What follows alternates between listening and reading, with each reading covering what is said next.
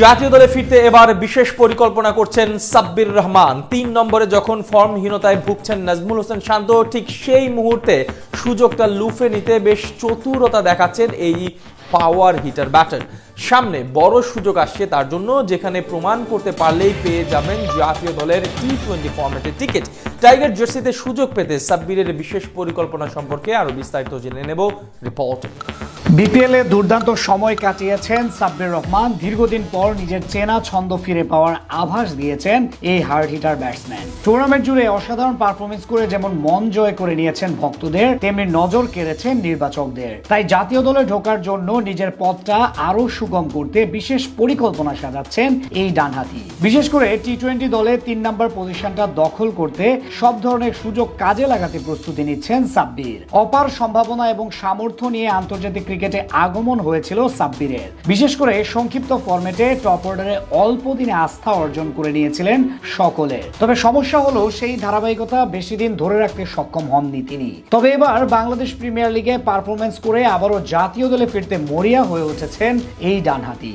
২০ ওভারের ফরম্যাটে জাতীয় দলে বর্তমানে ৩ নম্বর পজিশনে ব্যাট করেন নাজমুল হোসেন শান্ত, কিন্তু নামের প্রতি দীর্ঘদিন ধরেই সুবিচার করতে পারছেন না তিনি। বিশেষ করে স্ট্রাইক রেট নিয়েও আছেন জটিল সমস্যায়। তাই অনেক বিশ্লেষকদের মতে ওয়ান ডাউনে সাব্বির রহমান হতে পারেন কোচ ফিল সিমন্সের সঠিক সমাধান। আর সেই কথা মাথায় রেখে আসছে ঢাকা প্রিমিয়ার লিগ নিয়ে বিশেষ পরিকল্পনা করলেন সাব্বির। ঘরোয়া ক্রিকেটে বিপিএল এর পরপরই অবস্থান ডিপিএল এর। অনেক ক্রিকেটারের প্রমাণ করার সবচেয়ে বড় মঞ্চ এই টুর্নামেন্ট। তাই সেই সুযোগটা কাজে লাগাতে বেশ চতুরতা দেখালেন সাব্বির রহমান। এবারের আসরে তিনি খেলবেন অপেক্ষাকৃত দুর্বল দল পার্টেক্স স্পোর্টিং ক্লাবের হয়ে। সেক্ষেত্রে অবশ্য ক্লাবটিতে খেলার জন্য বেশি আগ্রহ ছিল তার নিজেরই, কেননা এর পেছনে এই পরিকল্পনা লুকিয়ে রেখেছেন সাব্বির। মূলত অপেক্ষাকৃত দুর্বল দল পার্টেক্সে তার নাম লেখানোর বড় কারণ ম্যাচ খেলতে পারা। সাধারণত আবাহনী বা মোহামেডানের মতো বড় বড় দলগুলো তারকাবহুল থাকায় সেখানে ডাক পেলেও ম্যাচ খেলার সুযোগ